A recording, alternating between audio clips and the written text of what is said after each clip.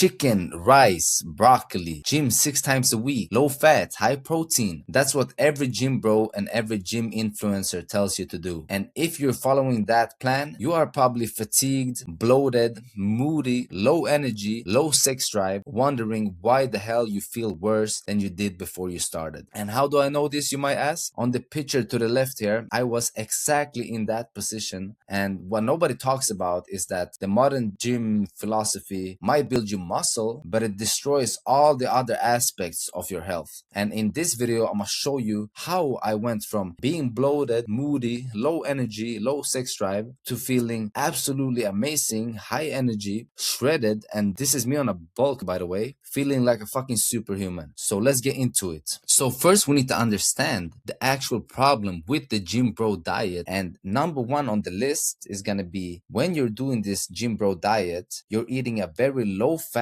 and a low micronutrient type of diet. And what this does is that you don't give your body the building blocks that it needs in order to have a balanced hormonal health. You cannot produce things such as testosterone when you don't get enough fats in your diets. Neither can you absorb certain nutrients, certain vitamins and minerals. And when you're not giving your body the micronutrients that it needs, you're not going to be able to produce any energy either. Your mitochondria is going to be absolutely fucked because you're just eating chicken and rice. You're not giving your body any micronutrients that it can use to actually produce energy. And when you are on the gym bro diet, not only are you stripping away fats and micronutrients, you're eating things such as protein shakes, protein bars, low fat yogurts with sweeteners, additives and stuff like that. And what seed oils and additives in these foods will do is that they will inflame your body. Your gut will become inflamed, the cells in your body will become inflamed, and your body is just going to become stressed and inflamed. Your nervous system is going to absolutely collapse. You're going to feel fatigued. And what do you do when you feel tired? When you feel fatigued, you drink more energy drinks, you drink more caffeine. And what will that do? It will stress out your nervous system even more, making you run on more cortisol and more adrenaline. And what do you do on top of that? You're trying to push even harder. You're trying to go to the gym 5-6 times a week. And what ends up happening is that you end up with a metabolism that is absolutely fucked. Your body is inflamed, you look bloated, you feel absolutely fatigued, and your hormonal health is absolutely fucked. As you can see, the circle just goes round and round, and this is the exact vicious cycle that I was in. As you can see, I was inflamed, I was bloated.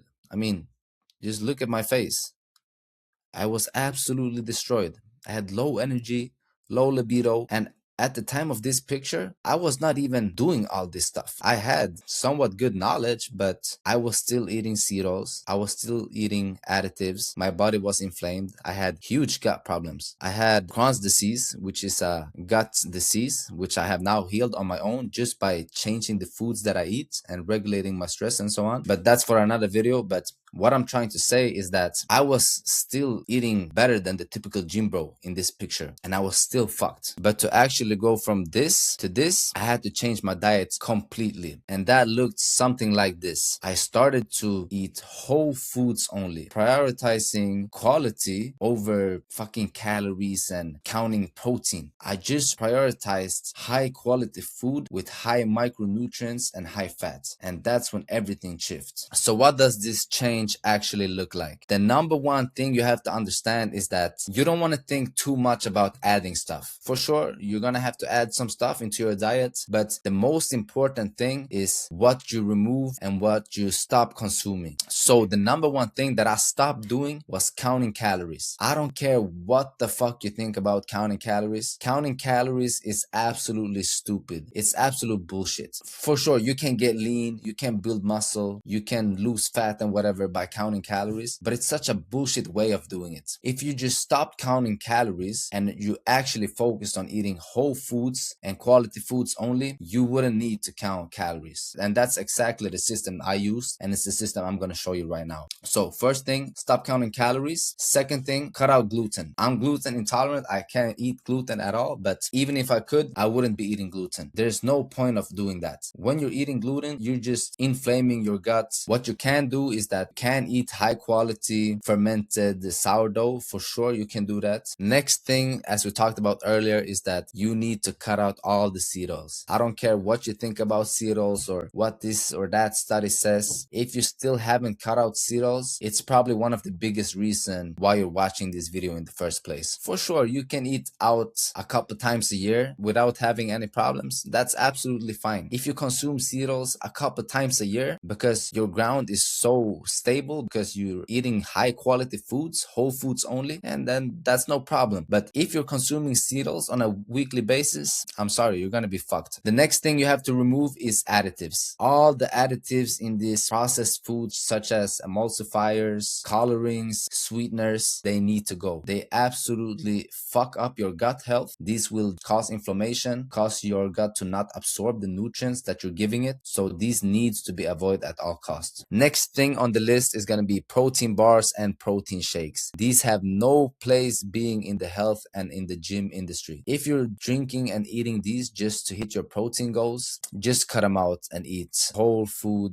protein sources only. You're gonna hit your protein goals, I promise you. Protein shakes, protein bars, they're just gonna have a bunch of additives, a bunch of seed oils, fucking up your metabolism, just giving you inflammation. Just cut them out completely. And the last thing, of course, processed food and pre-workouts. Pre-workout, same here, just bunch of additives. It's gonna disrupt your guts, and processed foods summarizes the whole list. Just by removing all these things on this list, you're gonna be so much better off just by doing that. But now let's get into what you should be adding to your diet. Number one thing that you should be eating every single day are gonna be eggs. Eggs is the best source for micronutrients. It's the number one food on the planet. You should be eating minimum 6 eggs every single day. Eggs contain vitamin B12, selenium, choline, vitamin A. They are absolutely amazing for you, okay? You need to be eating them on a daily basis. Second place comes red meat. And when I say red meat, I'm not talking about ground beef that's 5% fat or less. No, you want to be eating high fat steaks, high fat ground beef. These should also be included daily in your diet, okay guys? The next thing you're going to want to add is seasonal fruits and berries. These are going to be absolutely amazing carb source of yours, especially around the gym. You want to make sure that you're eating seasonal fruit only, okay guys? Especially in the summer, these are going to be super good for you. They're going to be a good source of hydration and carb source, as I said. The next thing on the list is raw honey. This one is absolutely amazing. It's a superfood in my opinion. It has both fructose and glucose. It's going to give you quick energy. You can use it around the gym, but it's also going to have that stable energy, stabilizing your blood sugars. It's also full of antioxidants, micronutrients, which are going to be super beneficial for you. Next up on the list is going to be raw dairy. If you have access to raw dairy, I recommend that you go get it. It's super beneficial for you. It's going to give you a bunch of bioavailable nutrients such as calcium, vitamin K2. It's going to support your hormonal health, and you can still consume it if you're lactose intolerant since it's not pasteurized.